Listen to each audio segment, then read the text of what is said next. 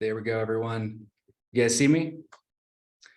Cool. There's something strange going on where it's booting us out of the event. So I apologize for that, everyone.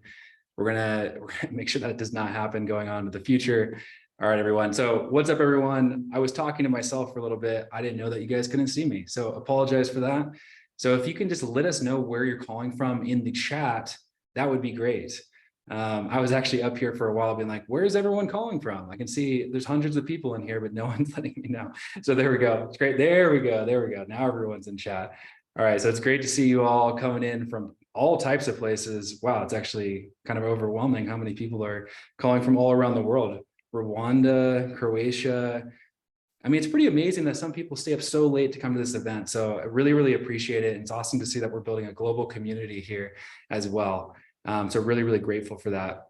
And of course, we have people from US, Canada, from all over the place. So I'm joining you guys from Medellin, Colombia, down in South America. So we're gonna get started here in a moment. Let me just pull up my presentation.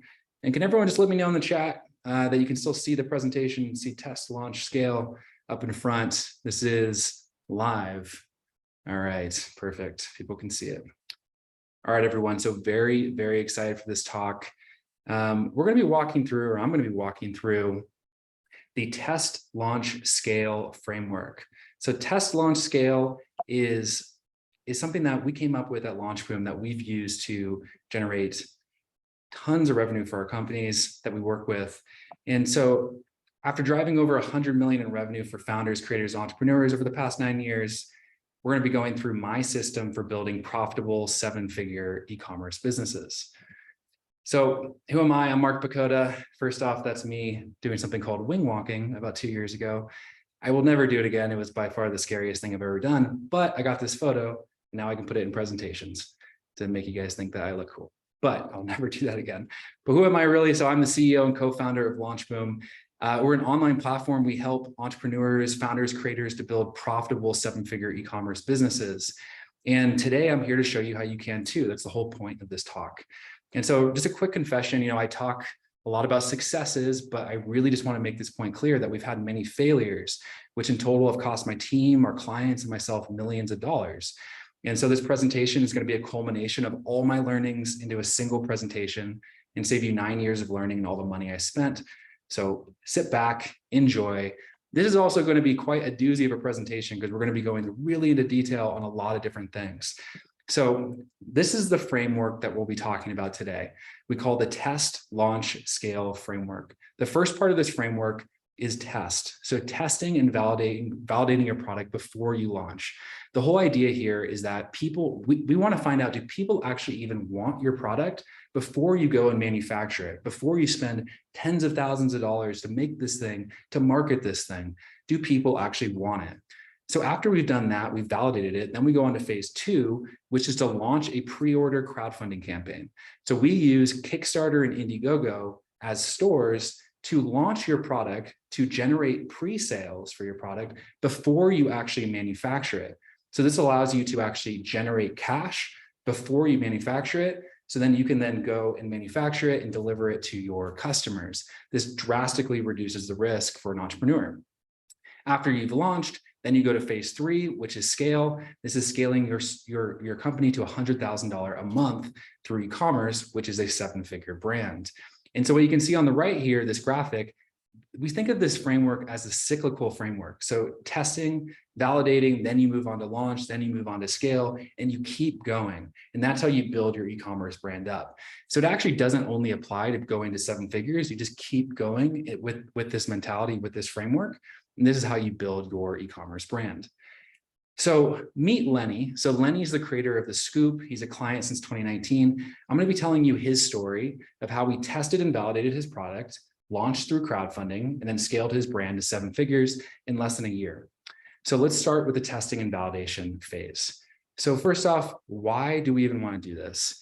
So let me tell you a quick story. So when we first started LaunchBoom in 2015, we did have a lot of successes. We were launching products on crowdfunding and it was doing really well at the beginning. I think we were actually getting a little lucky that we had such a string of successes without having a lot of failures. But then we started to have some pretty big failures. Clients would pay us quite a lot of money, tens of thousands of dollars to help them launch their product. Also a lot of money in ad spend, a lot of money in actually creating their product and the prototypes. And we started to have some really big failures. So we launched a product like this that only did $1,800 when we launched a product like this that did $10,000 when we launched a product like this that only did $15,000 when we launched. And the thing about these numbers, like the bigger thing is that these clients spent tens of thousands of dollars creating and launching their product before they had even validated it. And the thing was, the thing with this is that all these products were doomed from the start though, because unfortunately they were creating products that the market just didn't want. So back in 2016, when we were experiencing these failures, we thought there has to be a better way. I was thinking, the whole company got together, like, how can we actually make this better so that we can avoid these type of failures?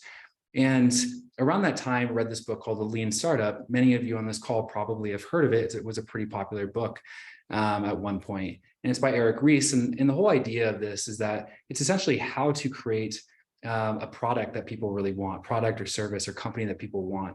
And one of the main concepts in the book that they popularized was something called the minimum viable product, or MVP. And the idea behind this is a version of a new product which allows you to collect the maximum amount of validated learning about customers with the least amount of effort. Kind of sounds like a jumble of words, but the idea here is that we want to be able to prove that people want your product without actually spending a lot of time or money on it. So that's the whole idea behind this phase one, this testing and validation phase. And the framework that we're going to use is something from the book called the Build, Measure, Learn framework. And the cool thing about this framework, which I'll explain in a little bit more detail, is that we get to become scientists. So put on your scientist lab coat right now, and we're actually going to build up an experiment. Because at the very beginning of this framework, you start with this idea stage. And the idea is that you want to form a hypothesis, which is really just a fancy way of saying, like, it's a statement that you believe to be true, and you want to prove or disprove that statement. So in this case, we're saying, I believe that people want my product. That's essentially what your hypothesis is. And we're going to go out as a scientist and see if that's actually true. Which then brings us to the next phase, which we need to design an experiment. So for example, the experiment is going to be able to show us if X amount of people show interest in my product, then that will prove or disprove my hypothesis. In the last step of this process, we need to actually collect data that will go into that experiment to then prove or disprove the hypothesis. Okay, so now our goal of this phase is to validate whether or not people want our product as quickly and cheaply as possible. That's really, really important. How? Well, 3 steps. We're going to build a reservation funnel. We're going to drive traffic through Facebook and Instagram. And then we're going to collect data to then prove or disprove this hypothesis. So let's start with both build a reservation funnel and driving traffic through Facebook and Instagram. So first off, why build a reservation funnel? And I'll talk about what it is in a moment. But the reservation funnel is how we are going to actually collect the data to prove whether or not people want to buy our product. Okay, so this is what the reservation funnel is. This is an example of the Scoop. Remember Lenny? So it's very simple, and I'll walk through each stage of this process so you can understand why this is so powerful and why this can be used to test and validate your product. So let's start with first step of this, which is a Facebook ad, Facebook or Instagram ad. Use it interchangeably. So here's an ad that we created for the Scoop. Don't really pay attention too much to everything that's going on here, but the idea is that we want to have a Facebook ad, Facebook, Instagram ad. We're trying to drive clicks. The clicks are then going to be taken to a landing page. The landing page, we're talking about the product. We're then letting them know that's going to be launching soon. And the whole idea here is that we're trying to get an email address. We're trying to get a lead. So if someone puts in their email address, then we're going to get a group of people that we're going to call non-VIPs. I'll explain this a little bit more in detail, but stay with me right now. If someone puts in their email address, they become a non-VIP. They also get taken to another stage in the funnel called the reservation bridge. The reservation bridge, the idea behind this is that we go, okay, you are now in, you're going to be notified about our launch. But if you want to get our best discount, all you need to do is put down a $1 deposit and you will get the best discount when we launch. So the goal of this page is just to get them to click. So once they click, they're going to be taken to the last step of the funnel, which we call the reservation checkout. Now, the goal of this step is just to get them to put down a deposit. So a $1 deposit, pull out their credit card, put down a deposit down. You might be asking, why is that so important? I'll talk about that in a moment. But to stay with me, they put down a $1 deposit. And now there's a group of people that we call VIPs. So you have two groups. You have people that have given you an email address that we call non-VIPs. And we have people that have given you an email address and put down a $1 deposit that we call VIPs. Okay, so quick tip, you can have many ways of building this funnel, but in the LaunchBoom platform, you can build a reservation funnel really, really easily. If you guys are interested, just talk to one of our team members.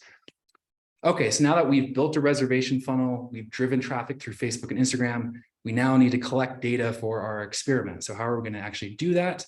Well, first off, I was saying, what's the point of this $1 reservation? And this is really, really big. So pay attention to this part. So we found that reservations, so people that put down that $1 deposit, are 30 times more likely to buy on average than someone that just gives us their email address. So let that sink in for a moment. And that the reason why that's so important is because by just adding one more step to our funnel, we can get way better data to prove or disprove our hypothesis. Because remember, the whole point of this phase is figuring out, do people actually want my product? Okay, so then how do you actually prove or disprove the hypothesis? We're collecting all this data, but what type of data are we looking for? What's the meaning we're gathering from this data? So at the end of the day, we're trying to prove that people want to buy our product, right? And the best way to prove that people want to buy the product is if they actually buy the product. It's pretty obvious. But the problem is right now we're in pre-launch. People can't buy the product. So we need to create a model to predict how many people will actually buy the product. And I'll walk you through how we do this using a predictive model. And this is the example for Scoop. And you might hear predictive model and think, oh my God, that sounds so complicated. It's really not that complicated and anyone can do it. So first off, here are Scoop's Facebook metrics. So again, we were driving traffic through Facebook. It might be a little small for you to see, but we only spent $2,000 during phase one, $2,000. And what that gave us was 1,606 leads. And then of the 1,606 leads or emails, 129 of them put down a $1 deposit to become a VIP. All right, so now we have this data, we can create the predictive model.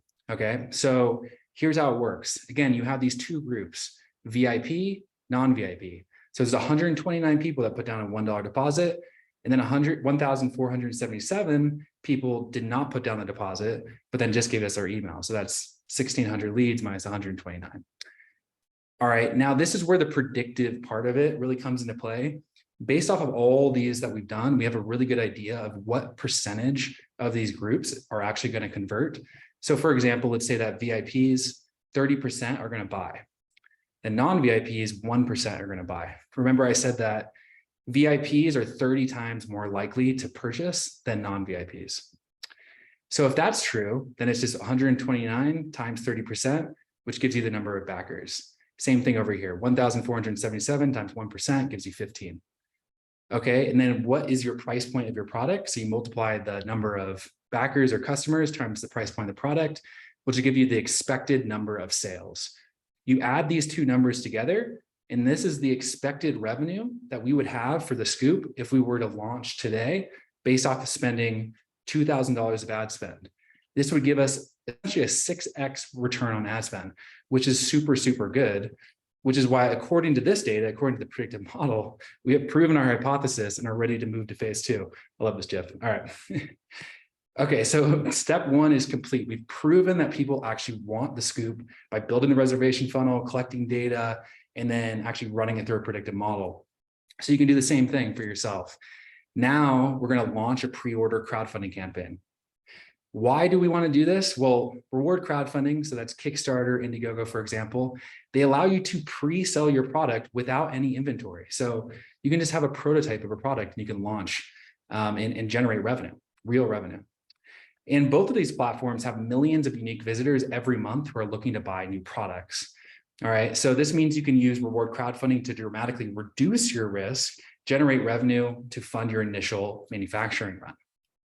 Here's how it works. So here's an example of a campaign that we launched last year called Lomi on Indiegogo. This was the most funded campaign of 2021, actually.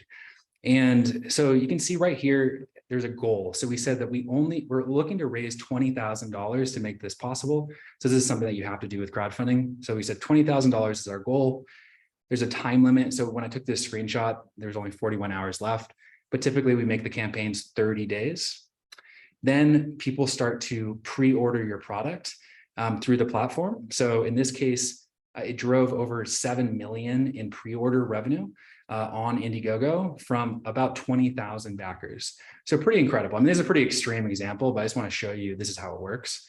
And another thing that's really cool is that Indiegogo drove 15% of all the funds to the actual campaign, which means that it drove almost $1.1 million in revenue of the 7.2 million in revenue. So this just shows you the power of crowdfunding in order to launch a product, which is why we have it as part of our test launch scale system. So now our goal of phase 2 is to launch a successful crowdfunding campaign to fund our initial manufacturing run and deliver a great product to our customers.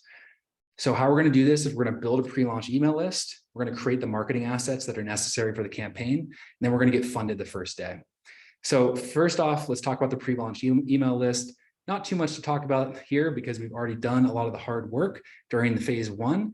We just want to keep doing this. We already have the funnel. Don't overcomplicate it. Just keep driving traffic from Facebook to the reservation funnel. Keep building more non-VIPs and VIPs. And here were Scoop's pre-launch metrics. So we ended up spending about $15,000 during the pre-launch, so before we launched the campaign, to generate 6,000 emails. And of the 6,000 emails, 520 of them put down a $1 deposit. Again, these people are 30 times more likely to buy, which is why we love that group of people so much. In a moment, I'm going to show you how we use the pre-launch email list to launch. But first, let's actually go into creating the marketing assets, which is next thing that's the most necessary before you launch the campaign. So campaign video, here's an example for Scoop. We created this campaign video. There's really just 2 primary marketing assets that you need to create for the campaign. One is the campaign video. So here's what it looked like. Meet Samantha. Is she a reality TV star with a celeb trainer? Nope. She works 24/7 and has to watch every dime. So what's her secret? She uses the Scoop. While you were checking emails, she did that too, and supertone her butt and thighs. The Scoop. So this video is about 70 seconds in length. I think it was 69 total. Very straightforward. Most of it shot in one location, nothing too complicated, but campaign video is something that's necessary for you to create. The second thing is the campaign page. So think of this as like the landing page for the campaign. So this is an example for Scoop. I'm not going to go into too much detail here. You can actually just look up the Scoop Indiegogo on Google if you want to check it out in more detail. But you can see here, it's pretty long form landing page, a lot of GIFs or movements, moving images that we put on here to show how it actually works. But pretty simple and straightforward. So there's really just 2 primary marketing assets that need to get created. So quick tip, you can hire vetted LaunchBoom experts at discounted prices in the LaunchBoom platform. So again, if you're interested in what we do at LaunchBoom, just talk with one of our team members. We can talk more about that. Okay, so next thing is creating or getting funded the first day, because we built the pre-launch email list, we've created marketing assets. Now we want to get funded the very first day. All right, so we have this pre-launch email list. It's time to launch. It's time to send emails. So again, remember this funnel. You have these 2 groups of people, the non-VIPs and VIPs. We're going to send them emails. And I recommend using MailChimp for this part, by the way. Send them emails, and then we're going to drive them to your Indiegogo or Kickstarter campaign. And what this is going to do, this is going to make it so that you get funded the first day, or hopefully that's the idea behind this, if you do all the other steps before this correct. So here were the results for the Scoop. So these were all the metrics for the Scoops campaign. It ended up doing $256,000 in revenue for the campaign. But on the very first day, we got funded. So we actually generated $26,000 on the first day from sending those emails. In total, like I said, we did 256K, and then 23% of the funds came from Indiegogo. Again, just showing the power of the platforms to be able to drive traffic to your campaign. It's one of the main reasons why we like to use them. Okay, so now that we've launched a successful pre-order campaign, it is now to go to phase 3, guys. We're almost there, which is the scale phase. We're going to scale to $100,000 per month through e-commerce.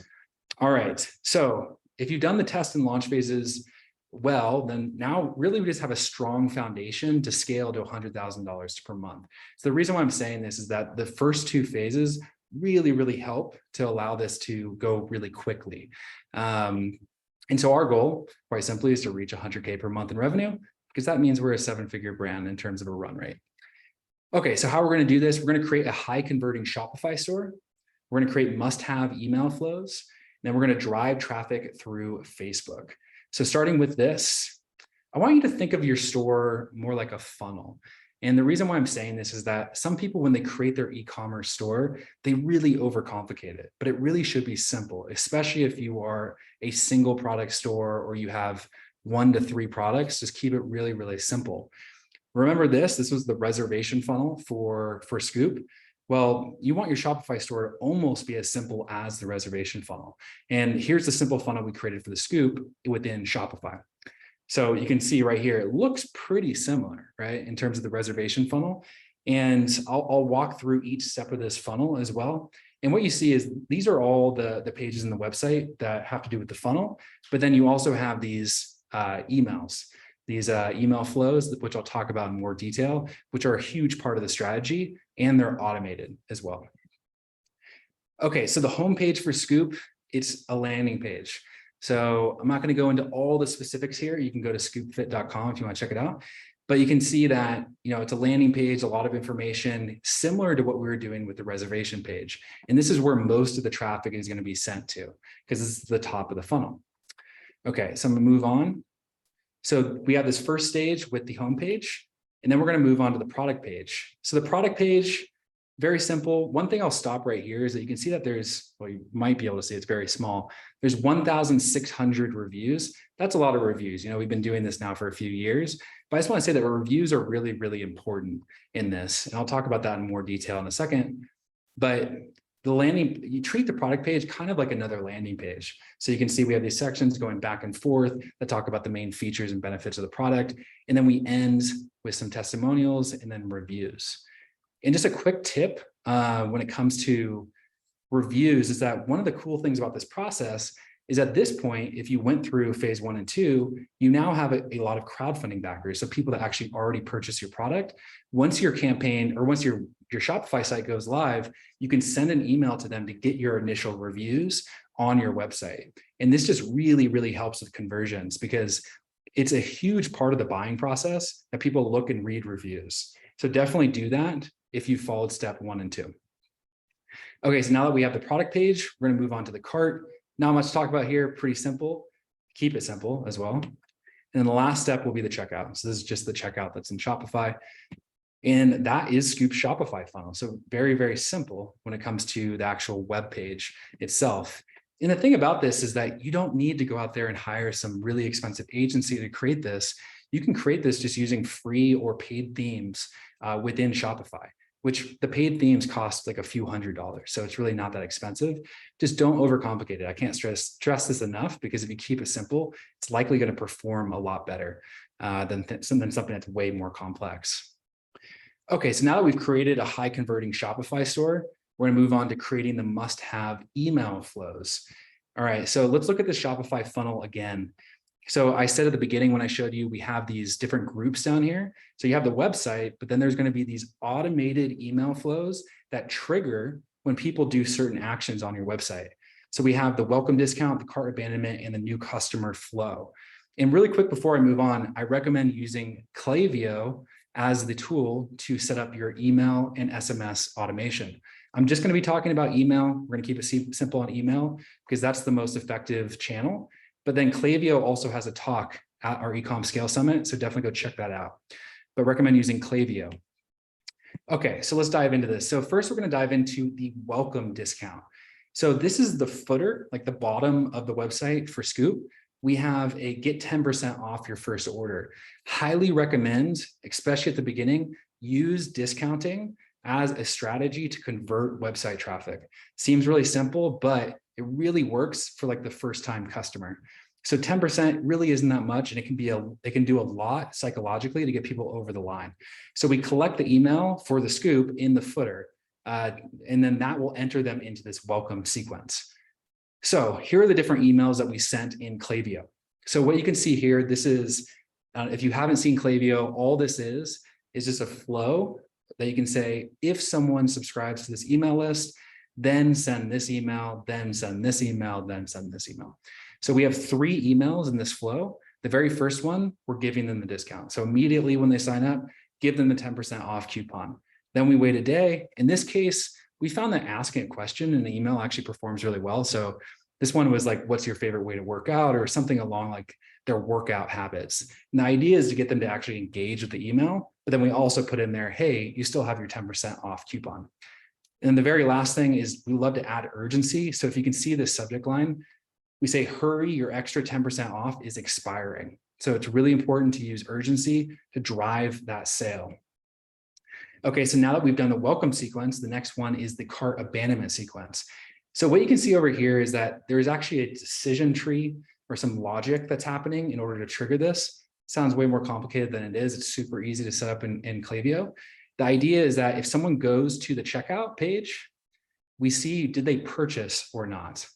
And if no, then we're going to trigger an email flow through Klaviyo. And this is very normal. You guys have probably all gotten cart abandonment emails. Hey, you forgot something in your cart. So, but we want to set this up. It's super important. So let me show you how we did it for Scoop. So when someone starts the checkout, it waits 20 minutes to see if they purchased or not. If not, then it sends them an email, remind them about the product. That's it. Just remind them about the product. Hey, you forgot something in your cart. Don't give them a discount, just remind them. You get a lot of people that will just purchase from that. Then wait one day, and then you're going to move on to the next email, which is giving them a discount. We actually like to give them a pretty steep discount at this point. So 20% off Scoop to try to really get them over the line because they were right there.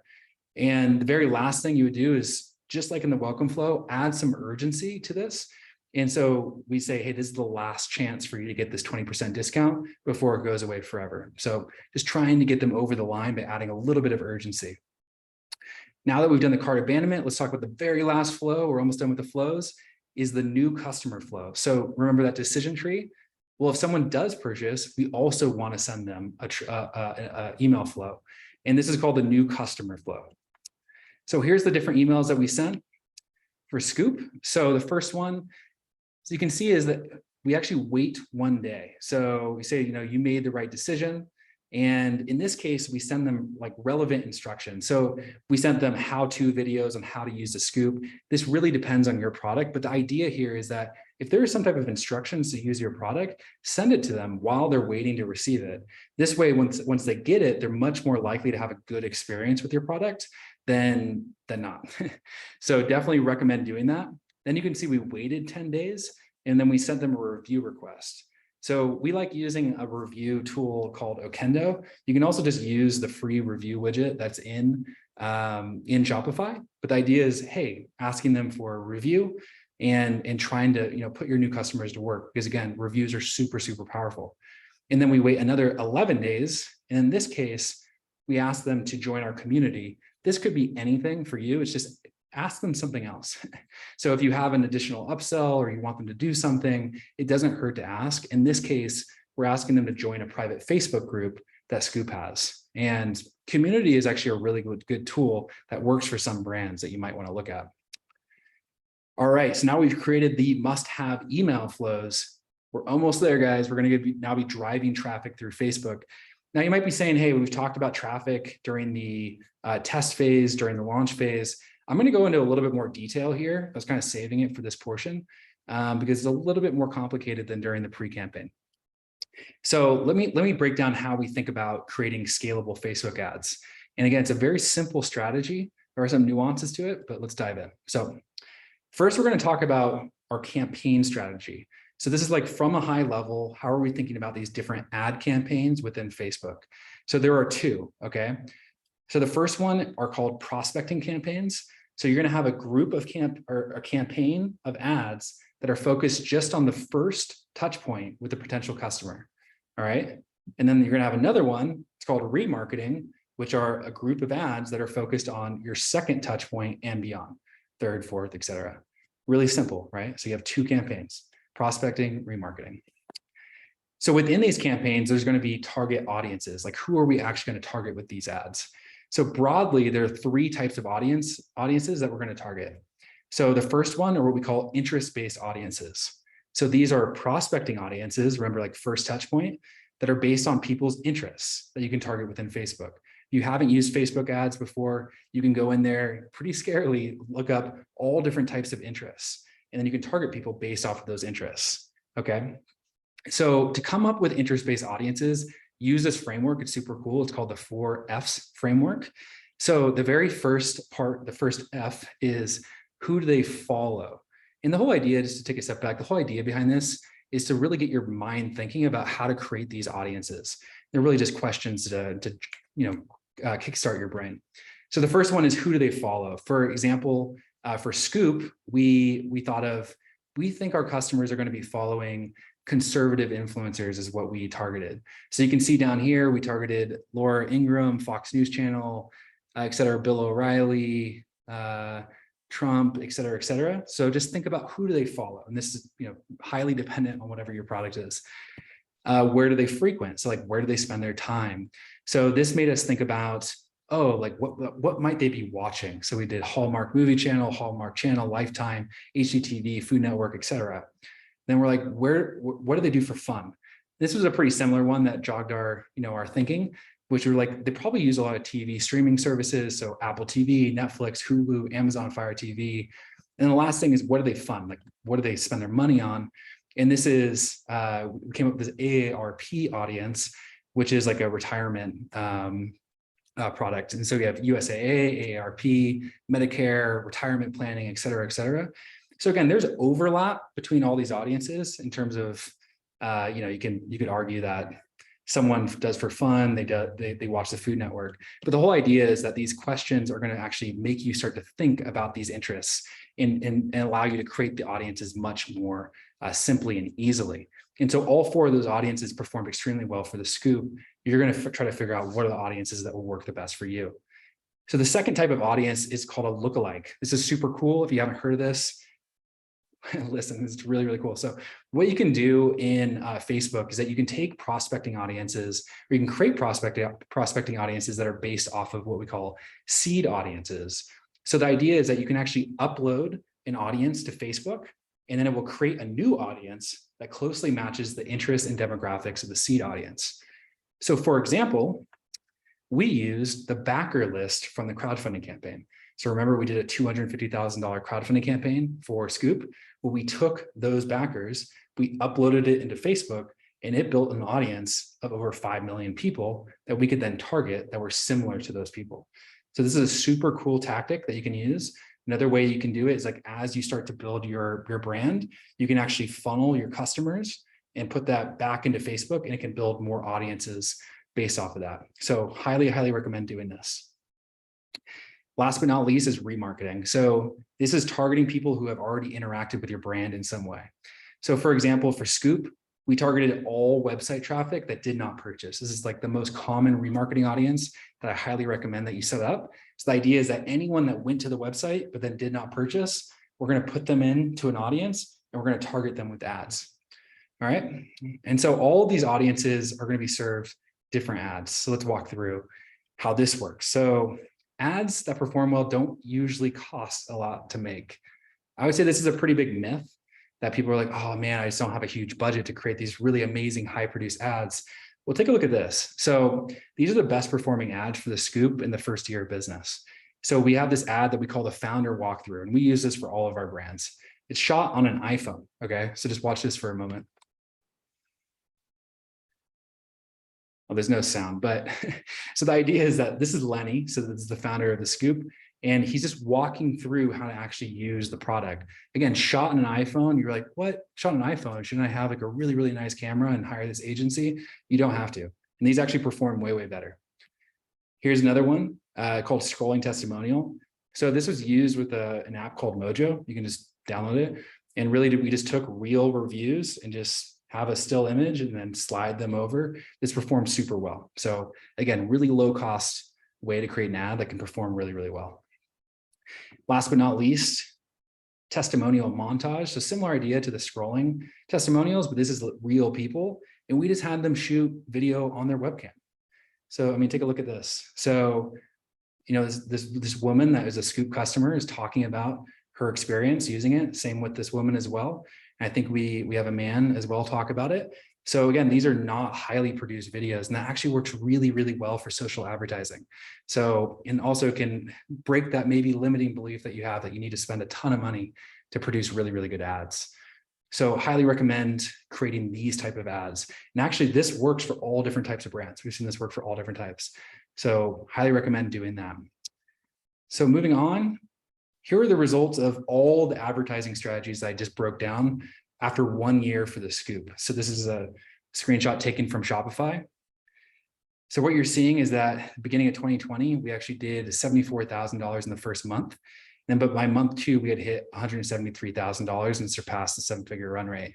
Yeah, there are some months where it dips down. There's a little bit of seasonality to this business, but overall, we built a 7-figure business in the course of a few months. And that's only because we followed the steps before this, which made it way easier for us to go right from the beginning and hit the ground running. This is the same framework that we use for our other clients that we've done this for as well, which we'll talk a little bit more about. There's actually a client, I believe right after this talk, the Zbeck case study, which we'll talk about that too. So definitely go check that out if you want to dive even more into detail about how this works. So guys, we did it. Whew. I'm almost out of breath over here because I've been talking so much. We've completed phase 3. We did it. I wish I had some sparkles coming down right now to celebrate getting through it. Almost. Let's recap. All right. So the framework, again, guys, we need to test and validate your product before you launch to see if people actually want it. Next, we're going to move into launching the product using crowdfunding. And that's going to allow you to get all the money up front, fund your initial manufacturing run, deliver a great product to your initial customers. And lastly, we're going to scale to $100,000 a month through e-commerce, which is going to be a lot easier if you follow step 1 and 2, because you have a strong foundation now for your e-commerce brand. And again, this is cyclical, so you can continue to do this and launch more products. With Scoop right now, they're in the process of testing another product. So they're in the phase 1, and then if it passes, then they'll move on to phase 2 and continue to scale their brand. All right, everyone, now it's time for the Q&A portion. So go down into the Q&A and let us know what questions that you have. So there's a Q&A portion. You guys can still use the chat to say hi to everyone, but if you want to ask a question to me, please use the Q&A feature, and then I'll try to get to as many questions as possible right now in the last 10-15 minutes that we have. So let me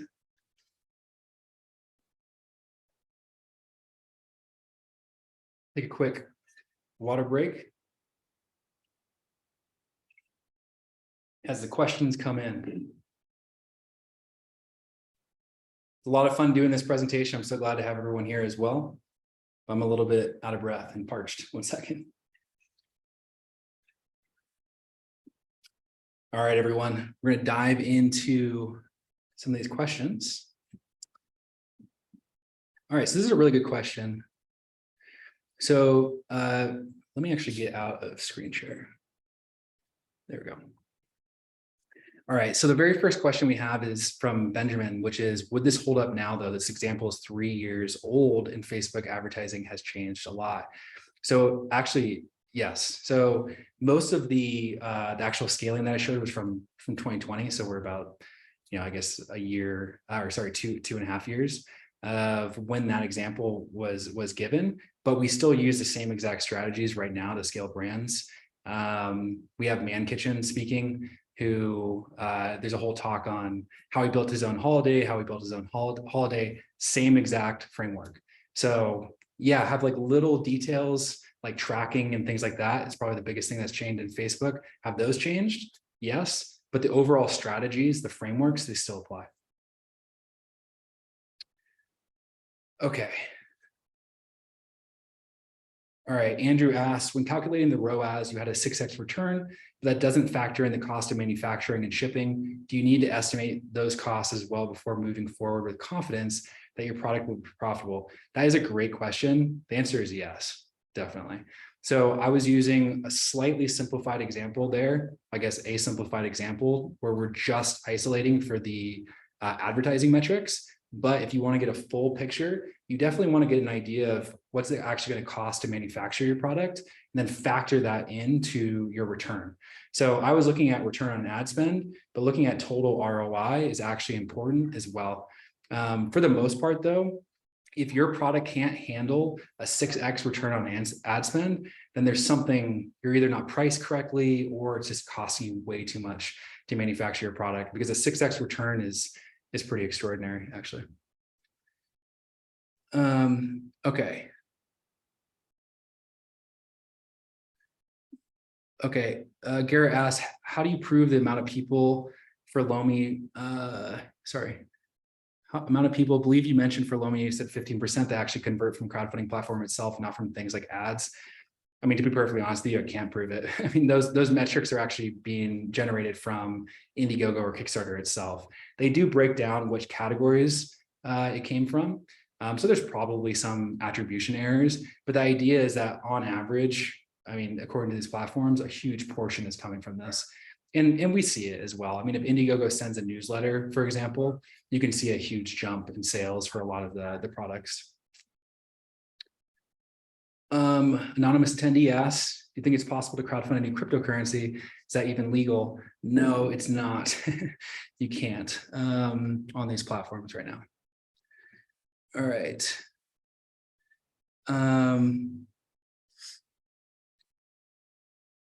So Gabber asked, can you tell more about the Facebook campaign in the test phase?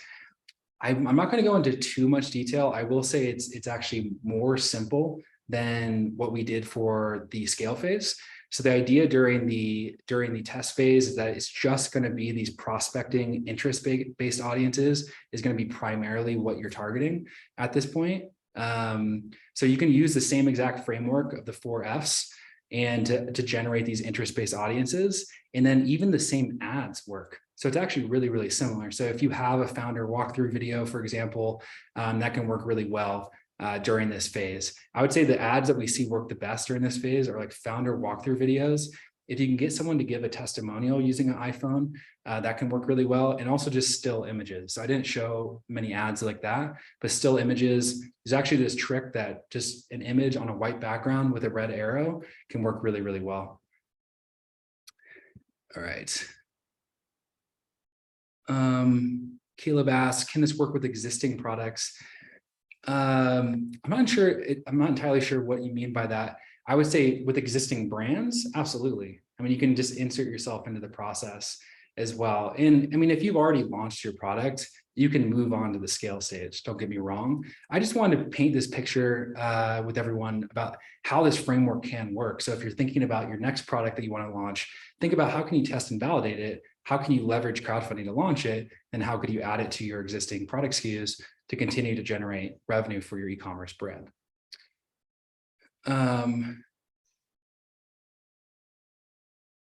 Okay. Dean asks, we're using Zoho for email marketing now. Are there tools in MailChimp that make it better? I mean, at the end of the day, you can follow the same principles and apply it to really any email marketing platform. I would just say our experience is in MailChimp and it's been super, super easy for us to use. I actually don't know how it stacks up to Zoho, to be perfectly honest with you, but we've used MailChimp from the very beginning and it's really easy. So we found our clients really like it. We really like it as well. And this is specifically for the pre-launch stage. Once you get into the e-commerce stage, we recommend Klaviyo. Okay. All right. So Zulfikar, sorry if I'm mispronouncing your name. How would you build your list without a budget? It's a really good question. I will say that there's not a super easy way to build your list in a predictable and scalable way if you don't have a marketing budget. And I'll just say that in order to get to these stages, like a 7-figure e-commerce brand, you're going to need that. And even at the beginning, you're probably going to need some marketing budget. So trying to maybe taking a little bit longer to generate some more cash and savings before you launch your product or go to the test phase or launch phase would be the answer to that question. I'm not going to sugarcoat it and say that there's an easy way to build a list without a budget that I know how to do that's really scalable and predictable. Let me see. Colin asks, I think Colin also posted his Kickstarter campaign, if anyone wants to check out in chat, which is really cool. So Colin asks, how early should we set up our Shopify page? Can you use that in place of Indiegogo in demand? So this is a good question. I didn't talk about in demand too much during this presentation. First, I'll just answer your question directly, and then I'll explain in demand. So I would set up your Shopify page, now. Start to build it out, start to make it flow in a simple way. But my recommendation is that we typically continue to use Indiegogo in demand for pre-orders. And we don't switch to Shopify until you actually have inventory. We've tested both against each other, and we found that Indiegogo in demand typically converts better than a Shopify store for pre-sales. And so for people that don't know what Indiegogo in demand is, it's something that's very cool. What you can do is that after your crowdfunding campaign is over, remember there's a time limit to it, you can actually continue to sell your products indefinitely as a pre-order. So think of it as like a pre-order store that just goes on forever until you're ready to, not forever, until you're ready to actually sell your product on Shopify.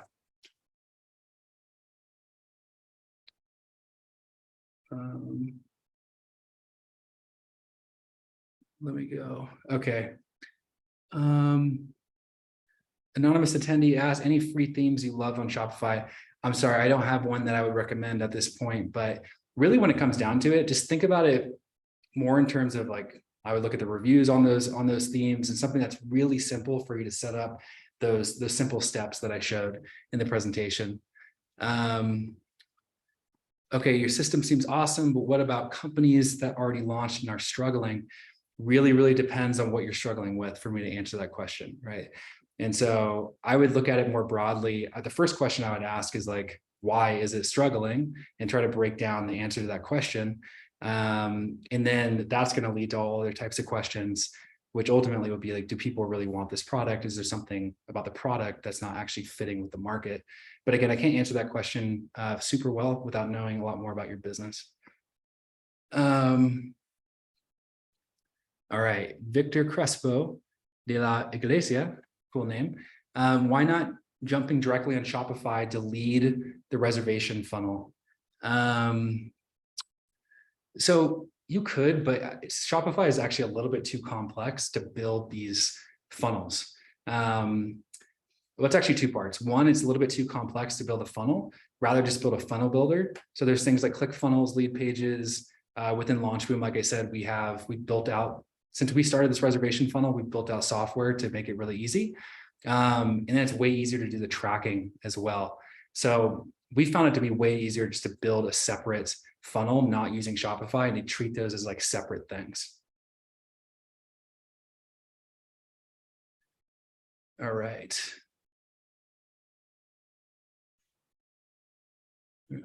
Sorry. All right. What's up, Siavash? Hey, nice to see you again.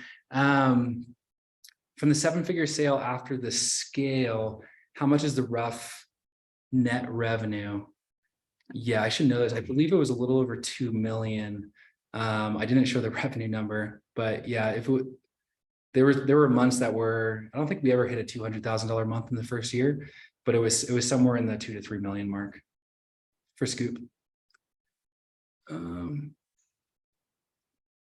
Yeah, everyone I see in chat, some people are saying I'm not answering the questions, and there's a lot of questions, so I'm trying to go through as fast as possible, everyone.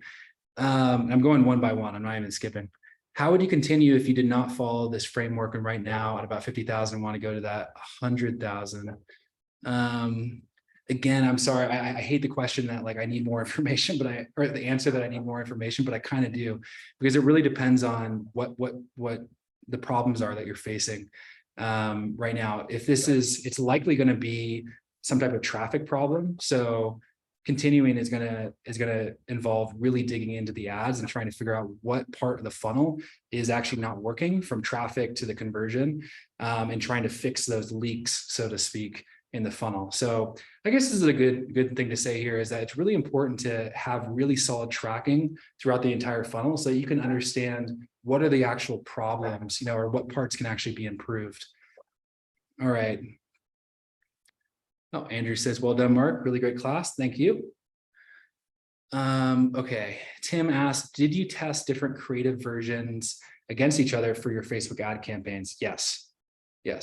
So there's definitely a whole methodology behind the testing, but I would say don't overcomplicate this too much here. So I would, especially if you don't have a huge budget that you're starting with, only test a few different creatives against each other at the very, very beginning. I will say to make it, to simplify this a little bit more, start with those type of ads that I showed, the founder video, the testimonial montage, and like the scrolling testimonial videos, just something that's way more less produced and more authentic. That's kind of the idea behind here, is that authenticity works really well in social advertising. And we found social advertising still, even with all the stuff happening on Facebook, still works really, really well. So Arnaud asked, will this presentation be reviewable? It is only if you are on VIP, because we have so many presentations. Part of upgrading to VIP is you get all the recordings of every single presentation. So that's how you can access them. This one and all the other ones. Is Facebook the way to go to build leads, and any thoughts on Google Ads? Yes, yes, yes. It's definitely the way to build leads. We found this time and time again. We don't actually start doing Google until you get into the launch phase and really the scale phase. Even on the launch phase, Google isn't used quite as much. Typically, Facebook is still a lot more effective for crowdfunding campaigns. But once you get to the scale phase, absolutely. I didn't talk about Google Ads because still the majority of the traffic that we're driving and sales that we're driving to get people to the 7-figure mark has been driven through Facebook. Okay. Tala asked, can you go through the crowdfunding system on how it works? I'm not sure about it in detail. I don't know how, I can't go into too much detail right now, just because we don't have a lot of time. But I mean, I did go over the main points. And again, I don't want to overcomplicate this. I'm not trying to avoid the question, but there really are only a few things that, if you look at it from a high level, need to be done really well in order to have a successful campaign. One is build a pre-launch email list using the reservation funnel. 2 is build those 2 marketing assets, the campaign page and the campaign video. And then 3 is use your email list to get funded the first day, and then continue to fund. All right. So Ronald asked, how exactly do you build a reservation funnel in phase 1?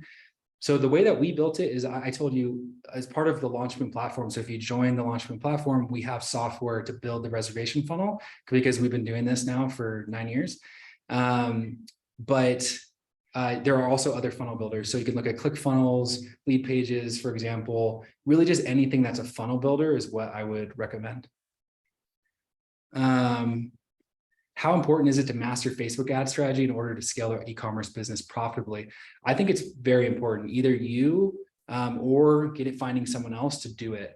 It's really, really powerful. And we found it, again, to be one of the most effective and consistent marketing channels for scaling brands to the 7-figure mark and beyond. I mean, it's continually a part of the channel. But like I said in the opening ceremony, if you watch that, like the strategies change and evolve a little bit as you get into, the 7 to 8-figure mark, where it becomes a lot more omni-channel. So there's a lot more channels that you're tapping into, but Facebook is always going to be a big part of it, or has been, and I think will continue to be for years to come, even though there are other players coming in. For example, like TikTok is very popular to talk about right now. All right. Jordan, this is a really good question. So have you been able to navigate the iOS cookie blocking changes to still achieve your clients' cost acquire customer and return on ad spend goals? And the answer is yes, but it did take some time. I'm not gonna lie to you that it was definitely very annoying, and in some ways still continues to be. It's just a little bit of a pain. I wish you could go back to it being much more accurate tracking. But yeah, how we were able to do that is a lot of it is leveraging first-party data. And I know this is going to be, I'm not going to be able to go into too much detail here, but being able to actually use the first-party data and match that up to the ad traffic that we're sending is the most accurate way, because we're going towards a cookieless world. So we've done that both on the pre-launch phase, the launch phase, and the scale phase. If you want to talk more about that, just reach out to us. All right, everyone, there's still a lot of questions, but we don't have much time. right now. So I'm actually going to transition to just closing this out. So first off, can you just let me know in chat? I mean, I hope I got to your questions or as many questions as possible, but let me know in chat what you thought of the presentation. You think it was good? You think it was bad? Let me know. That would be awesome. Really, really appreciate everyone joining for this first presentation. It's a lot of fun to give these, and I wish I could answer more questions, but hey, I'm going to be on a ton of these other talks. So almost every single one. So I will see you in other ones. And we have lots of other amazing speakers that are coming up. So a few things just to talk about before we end this and wrap this up is, one, you're going to be sent to a page to review this talk. So please, if you can fill out that survey, that would be awesome. It really, really helps. And then also just want to give a quick reminder that, you know, this is the chance to upgrade to VIP as well if you want. By the end of the summit, the actual price is going to go up as well. And the VIP is going to give you access to all the recordings, give you access to an entire third day, and it's going to give you access to our Launchman community for life. So if you just check that out in the chat, the ecomscalesummit.com/VIP, you can upgrade today or by the end of the summit. So now everyone, this talk's about to end, so please go check out the next talk that we have coming up. It's super cool, and you're really going to learn a lot. So hope you guys all enjoyed this, and I'll see you guys in the next talk. Thanks, everyone.